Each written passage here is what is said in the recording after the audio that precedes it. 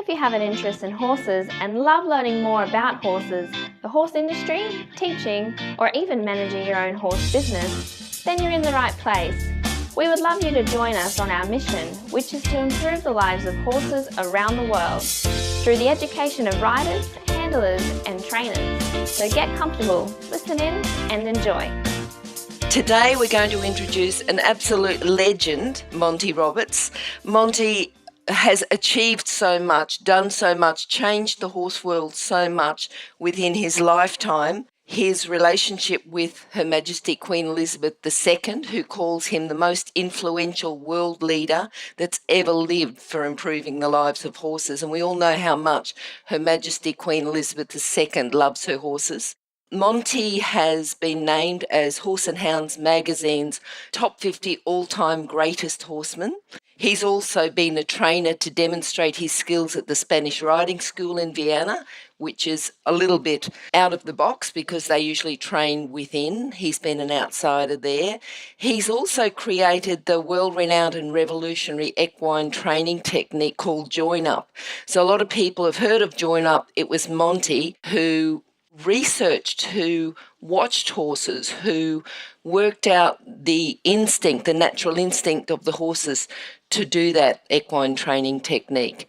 He travels the world. I'm sure that, I don't know how many countries he's been to, but he demonstrates non-violent, gentle training and creates breakthrough performance. He grew up himself working on a horse farm. He was a first-hand witness to the then traditional, often violent methods of horse training. And when we talk about breaking in, we talk about breaking the spirit with an abusive hand. And that's what Monty witnessed and then rejected it. So once he rejected it, he's gone on to win world championships in the show ring. He's been named FEI Man of the Year in 1997. And now Monty's goal is to share his message that violence is never the answer. And he wants to talk a little bit today about Equus and his online university. And I'd like to introduce now Monty Roberts. Hello, Monty. Hi. Monty, I'm here. Thank you so much for coming on today. I'm sure the whole horse world will enjoy this interaction that we're having with you and will learn from that. Now, Monty, your favourite quote is, "My life's goal is to leave the world in a better place than I found it for horses and for people too." Can you speak a little bit about that? Well, yes, sure, I can.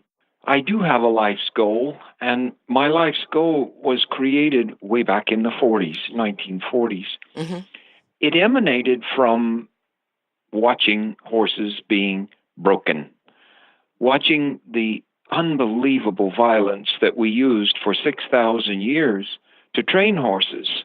And I would often hear, well, it has to be done that way, or hurt them or they'll hurt you, or it's suicide not to use violence, you got to break them, and things like that. And I never believed, I knew there was another way. Sitting out there somewhere, the horses were screaming about it. They don't want violence in their lives. They're a flight animal. Mm-hmm. They've never stalked, killed, or devoured another animal to exist. Mm-hmm. And I just believed firmly, because of the violence that was thrust upon me personally, that there has to be a better way. There has to be an answer to this thing. And I had a wonderful primary school teacher who agreed with me. Okay. She didn't know a horse from a cow, but she agreed with the principles that I discussed. Now, at the same time, as a preteen, I was planning to kill my father. Okay. Who broke 72 bones in my body before I was the age of puberty. And that means those were broken before 1946 or 1947. And I was born in 1935. The first broken bones I suffered was at the age of 4. And that will drive you to generally be violent. Mm-hmm. You will generally do what you disliked most about your parents. Mm-hmm. That's a fact of life in psychology, that we don't fall far from the tree, this acorn. And I had a teacher who told me, you ought to kill your father. He needs to die. Oh, wow. He's a horrible man. I know what he's doing to you. I see the scars. But I love you, Monty Roberts, and I don't want you to do it because you will never reach your goals in life if you're known as the man who killed his father. And furthermore, if you detest violence so much against you, just know that if you kill him, you'll be using the same concept on him that he's using on you. And that stopped me in my tracks. Mm. And then she encouraged me to keep looking for that other way. Mm-hmm. And in 1942, I did my first join-up. And I made the mistake of showing my father with a second horse what it was, and he beat the hell out of me for it. It was about 1946 when I did my first meaningful join-up with a Mustang that they then sent to the butcher. Mm. So I call him the no-name Mustang. But he promised me with his actions that there was a better way. And then I just kept working on it. I hid it from the time I was about 14 years old because I got so much grief from other competitors and other people in the horse industry about this namby-pamby way of doing things. My father would say, "You're more woman than you are man," and horrible things like that. So I hid it away. And it wasn't until 1986 when I first showed it to anybody outside of my organization. And I'd already won several world championships, and I've won 11 now in total. And when I showed it outside of my organization, I paid a huge price.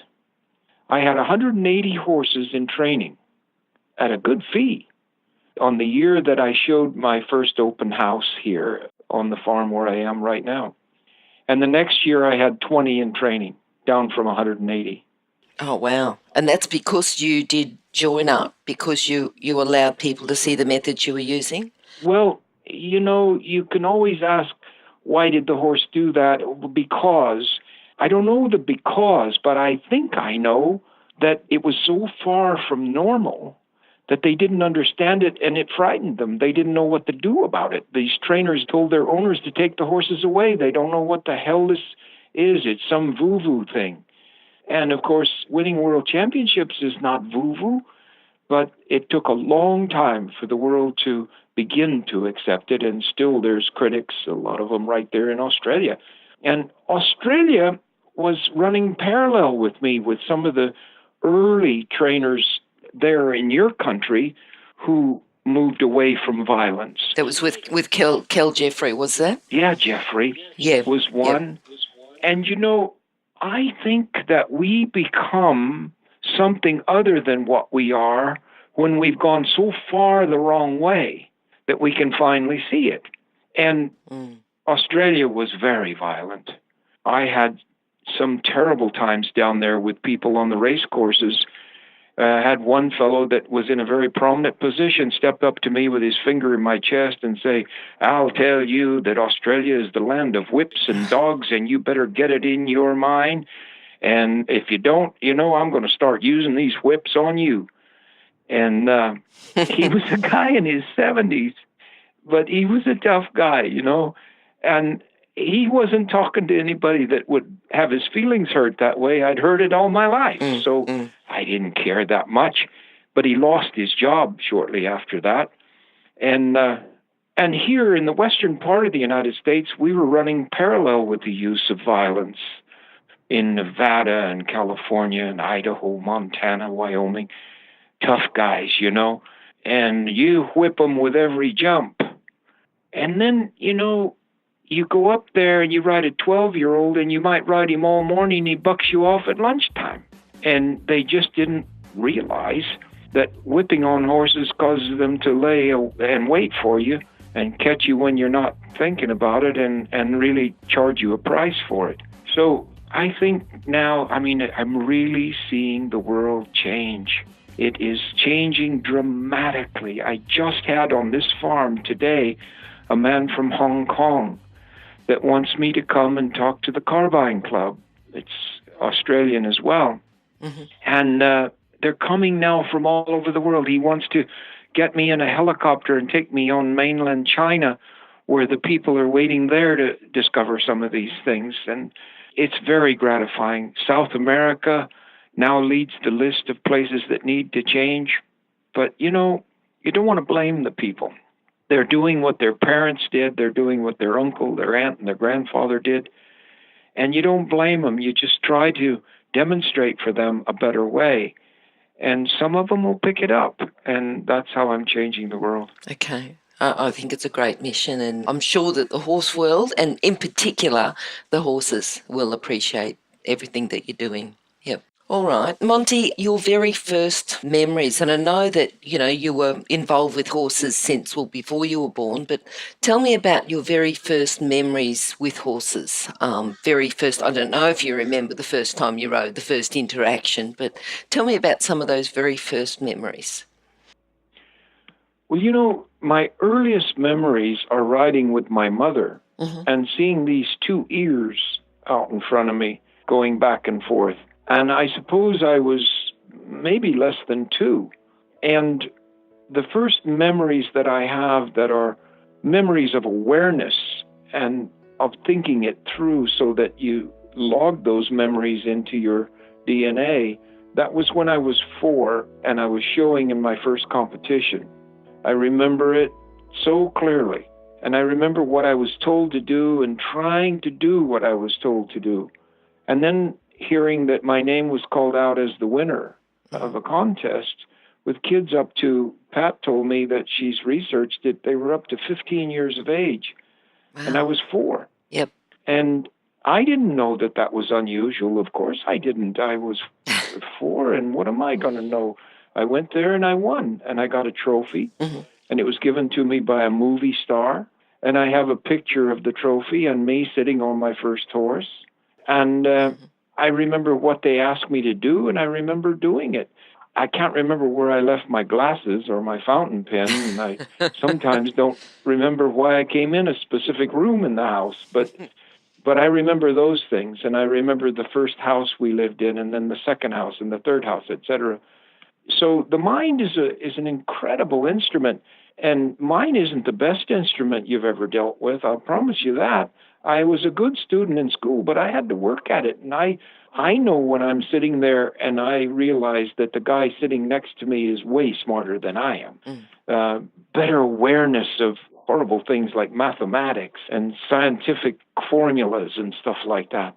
So I'm no genius. I just happen to be someone possessed with learning why horses do certain things and why people do certain things. So I took up behavioral sciences, and I got 2 doctorates in those areas. And it's been an unbelievable existence for me. I'm the luckiest man in the world.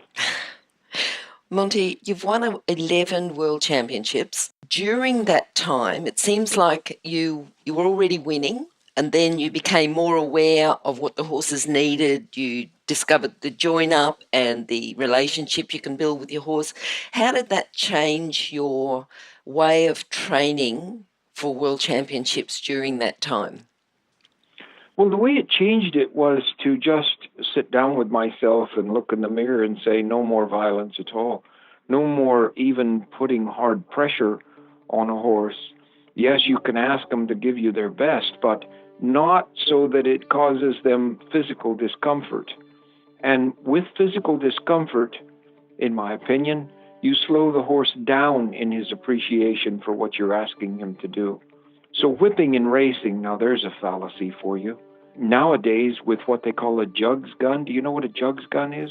No, if you can explain that. Well, it's what the policeman might have, that he points out the window at you and he can tell you exactly the speed you're going. Oh, okay, yep. Well, they have those things now, and they're discovering, after 50 years of my saying whipping horses in racing is counterproductive, they're finally discovering that they run slower when they're whipped. It's true they might run faster the first few times they're whipped because they're frightened and they just panic. But that's never performance. And then they start to resist it, and they go into that pressure to try to fight it off. You take their mind off of it. Think about it. If you were a foot star and you were on the Australian Olympic team as a foot runner for 100 yards or for a mile, Mm. And think about it, you just coming up on the finish line, you got 50 meters left to run, and somebody really smacks you across the backside. Mm. Is it going to make you run faster? Or are you going to brace against it? Are you going to roll your eyes back and think about it? Well, that's exactly what a horse does. And I've been watching a lot of videos on racing lately, and when you whip a horse right-handed, his head immediately moves 6 to 12 inches off center to that side. Mm. If you whip him right-handed, he moves his head off center to the right. Mm-hmm. You whip him left-handed, he moves his head off center to the left. Anytime the weight, and that's about 100 pounds hanging up there, 150 pounds, causing neck and head to weigh that, that's off center. And that simply can't allow you to run as fast as if all the weight was in the center. And so I'm watching things happen like horses come around the last turn in your country on the right lead generally, and they finish the race then on the straight. And if they don't change to the left lead, then they don't finish as well because they've just run the turn on the right lead. So if you're whipping them on the left side of their body, they're going to stay in that right lead. Well, here in the United States, we run round to the left, and most of the jockeys whip right-handed. And the horse has been on the left lead, and as you whip him right-handed toward the finish line, he stays in the left lead and runs on tired muscles instead of shifting to the fresh muscles. And people haven't figured that out yet. Amazingly enough, there's a guy called Trevor Dinman from South Africa that's the leading race announcer here in the United States, and he has figured it out. And he sits there with watches and these funny new kinds of timers and stuff, and he's discovered a lot of things. And they're all pretty simple, and now that we have today's technology, you know. So I'm learning every day. I'm only 82, but I'll be the first one to tell you that God has allowed me 2 lifetimes now, because he said that any horseman needs 2 lifetimes, one to learn it and the other to give it to the next generation. That's great. So I'm 82, I get to be 160 now. Oh, perfect. That will certainly the horse world will benefit for you being 162. That's wonderful. All right. Now tell me about, I'm just thinking, and I know that you know, you spent time with the Mustangs, and, you know, that was sort of how you discovered, had more awareness of horses, their interactions with each other.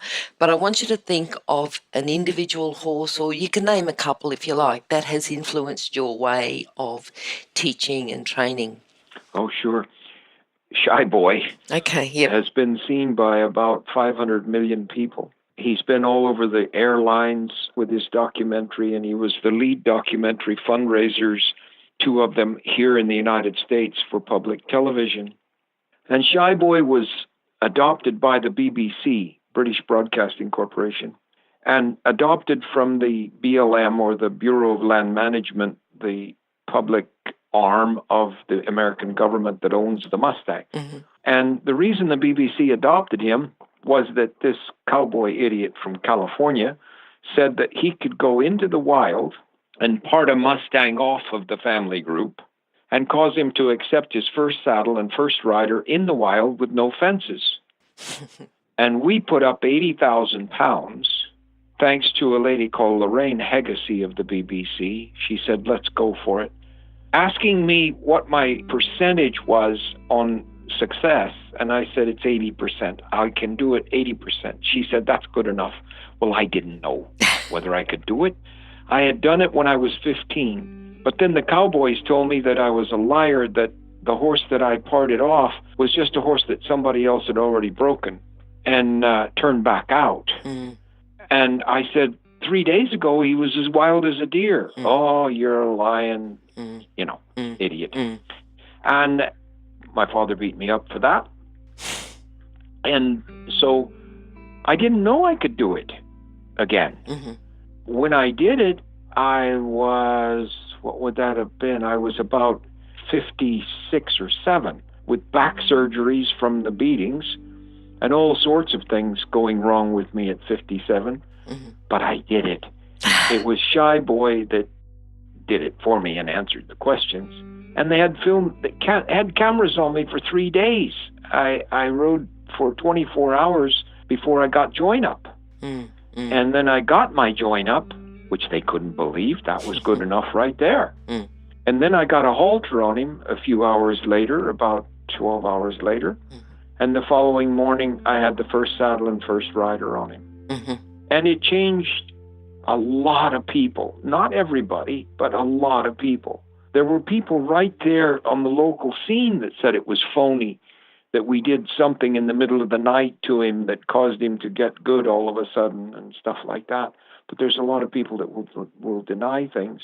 But Shyboy really put the period on whether my concepts were sound or not. Yeah, I think people deny things that they don't understand, and if they hadn't seen everything you've done, there's just that lack of understanding. It's just a bit of ignorance, really. And if we replace that ignorance with education. Yeah, there's more than ignorance to it, though. If you stop and put yourself in their place for a minute. For instance, my father would say, if your way is right, let's just say your way is right, you little jerk. Let's just say it's right. It means everything I've ever done with horses in my entire life is wrong. And you're not going to tell me I've been wrong in everything I did. Well, pre-teen, you don't tell your father he's wrong and go up against him. So I just walk away. Also, I hear, you jerk, you can say I'm wrong if you want, but you can't say my daddy was wrong. He was the greatest horseman that ever lived, and he taught me everything he knew. And you come around here saying he was wrong. Everything he did in his life was wrong if what you say is right. And yeah, it's true. I'm very sorry about that, but it's true. And I can say that to you now, but I couldn't say it through my whole growing up period, because I think that striking a horse is just dead wrong. It's the worst piece of horsemanship on earth to strike a horse to cause pain. And now I know that for 6,000 years, that's how we broke horses. And you had to break them, break their will to fight you, or they didn't do what you wanted them to do. Well, we had never tried it another way. I'm sure you've had, throughout your lifetime, a lot of proud moments. I want you to just think of your proudest moment. I am so lucky. So many things have happened. Just recently being invited, the first human being on earth to be invited into the Spanish riding school to show a different way of dealing with horses. What a proud moment that was. What a proud moment I had with each of the world championships that Johnny Tivio won. And me sitting up on him, looking down his neck and just thinking, people are going to shake my hand and they're going to tell me how great it is when all I am is a passenger watching a fantastically talented horse do his thing. The pride that I felt when Lomitas in Germany was scheduled to be put to death. He was banned from racing worldwide. He was on what they call the red line. He couldn't be allowed on any recognized racetrack in the world. And 10 days after I met him, he raced and won and became Horse of the Year. That's a proud moment. And even the little one that grew up, and they called him Prince of Darkness because he was so mean. And he wanted to kill people at the starting stalls because those rails that jutted in there got into his flanks, and he wanted to kill everybody in sight. And he taught me that if you get 2 pieces of carpet and sew them together and put it over my hips so I don't feel those rails, I can win races. And I was so proud of him winning his first race. You have no idea. Everybody was putting me down for it. That was the stupidest thing to lay a piece of carpet over. And now there's about 500 horses racing with it each week around the world. Those are proud moments. I have proud moments in my own life where this lady I'm married to, we went to grammar school together. We've been married 61 years, and we've had 47 foster children, each of which was declared a youth at risk. And they're all over the world doing well. How proud does that make you feel? How proud have I been for these military people that come to my clinics and check off significantly improved in 3 days with total trauma with post-traumatic stress. A lady right there I'm so proud of a lady right there in Australia by the name of Rachel Kerrigan, who went to Afghanistan, and unspeakable things were done to her in Afghanistan. And she came back to ask for help, and the people that are supposed to help said that she would have to turn her 10-year-old daughter into foster care because you wouldn't want her to live with somebody that was compromised psychologically. And so she walked out of the office, and she came to one of my demonstrations, and I put her in the round pen with a horse, and she's now working with Prince Harry in the Invictus Games. And her 10-year-old daughter is now almost 20 and is successfully working with her with other returning troopers from the wars of the world. You're speaking to the luckiest man in the world. And so every day, I worked with a Mustang today that was scheduled to be put down. They were going to shoot him in the field because they couldn't do anything with him. He was such a killer. And his name is Diego. And Diego came to us because they just threw him on the truck. They ran him in a catch pen with other horses and then just threw him on the truck and said, send him to Monty Roberts, let him kill him. You can't do anything with him. He's a psychopath. And he just came up to me today, and I rubbed his ears and gave him a rub. He's going to be all right. Good. I think this week I'm going to get a rider on him. Good. You're talking to somebody that has had his life blessed with these kind of things, moments of pride. Mm. All right. Well, we're going to talk about, slightly off topic, the changes in technology that you've seen through your life. You know, did you have a phone at home when you were young? My great-grandfather had a phone, one of the first that you cranked, you know. I don't know. I've seen them on the movies. Yep. Yeah. I've still got it. I've still got it, and I'm on a phone to you right now. I've never turned a computer on or off. I wouldn't know how to send you an email if my life depended on it. I have one of these things that they call a cell phone now, and you don't have to have wires to it or anything. You just carry it around in your pocket, and mine flips open, and I can make a call with it and take a call with it, and that's as far as I want to go. I don't want to learn about technology that goes on to where I don't understand it at all. So I'm not one to talk to about technology that much, but I revere what happens with it and the things we can do now with my online university. I mean, imagine the number of people that I'm reaching now, that my website, I forget what they call that, Facebook. My Facebook has 450,000 people on it. It's amazing. Oh, well, I was just going to say that, about the technology changes that you would have seen and the leverage that technology you're using. And it doesn't matter that you don't use the technology yourself. You've got a great team that works for you.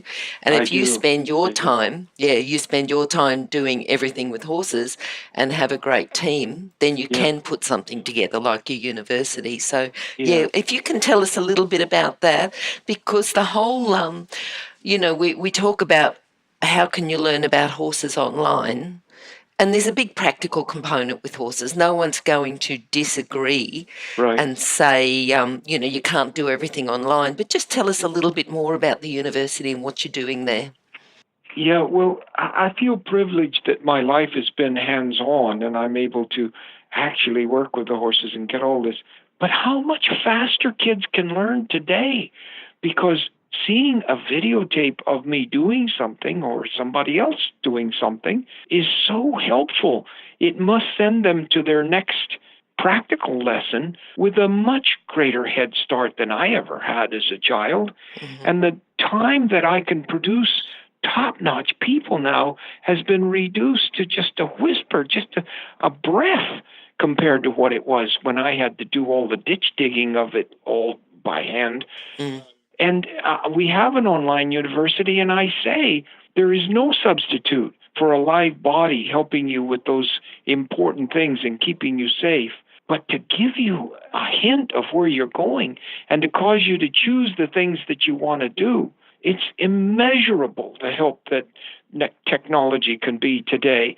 And one who is not technologically educated can attest to that more than somebody that is. Because these kids today, they just think it's normal for these things to happen.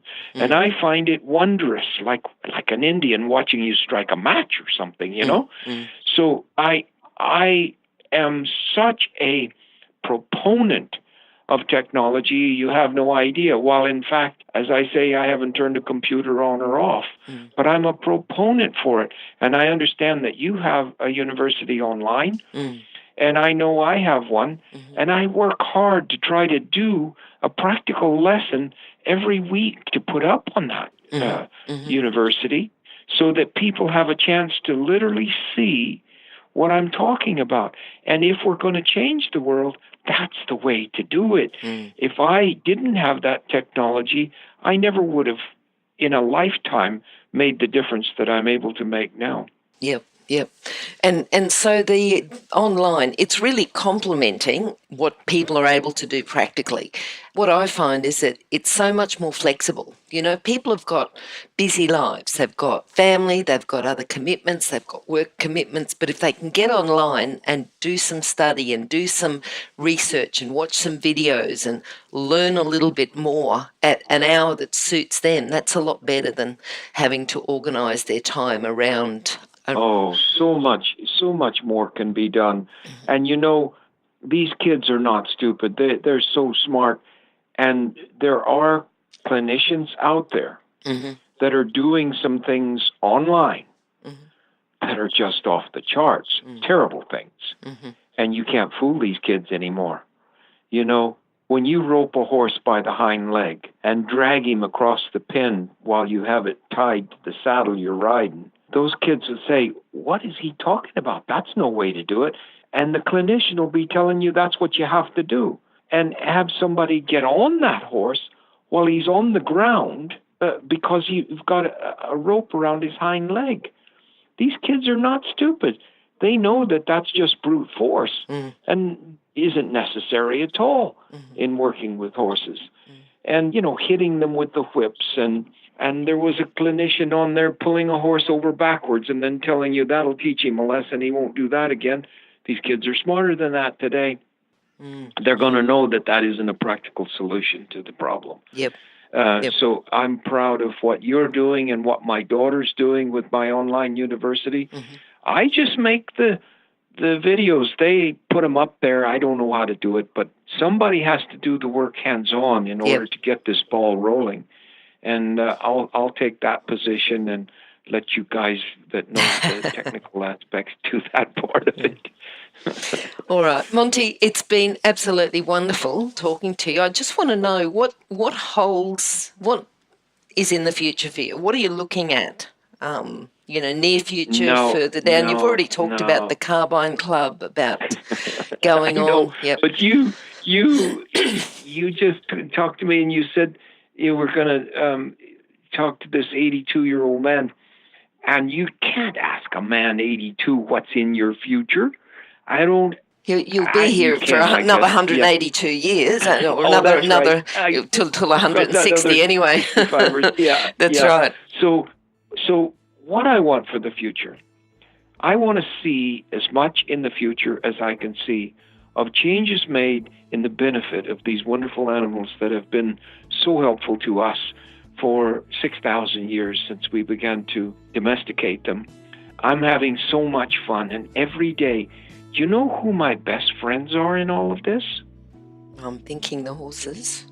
Yeah, they are my best friends. Who are my second best friends in all of this? My critics. Okay, because they keep you on track. Oh, man, they keep me. I don't sleep well. I think, what am I going to do to show that guy that I'm right and he's wrong, you know?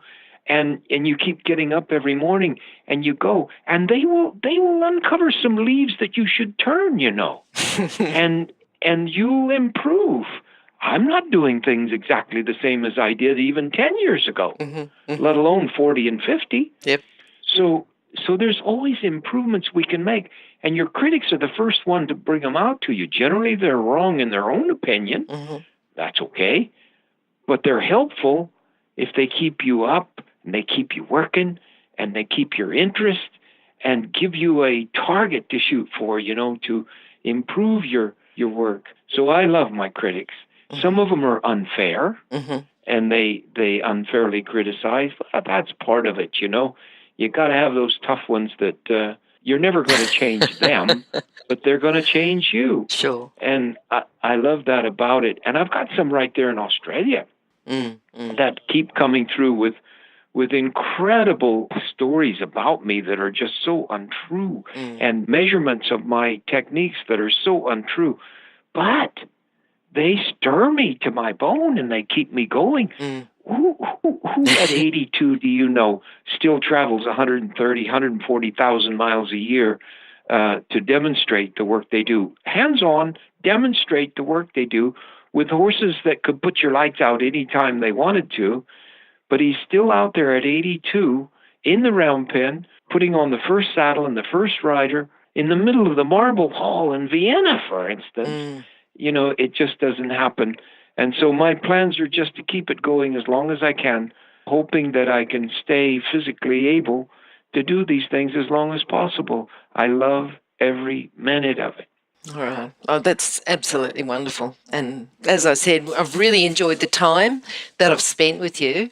Now, if people want to contact you, they can contact you through your online university, and we can put a link up to that in the show notes. And just a lesson. MontyRoberts.com, and then, everything's on there. Yeah. One last lesson for people to take away so they've got something fresh in their memory as we say goodbye. What's one lesson for people to learn from you? That violence is never the answer. Violence is always for the violator and not for the victim.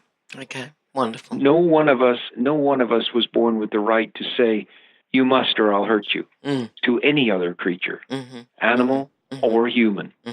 All right. Thank you very much, Monty. I'll say goodbye. Thank you. Thank you for having me on.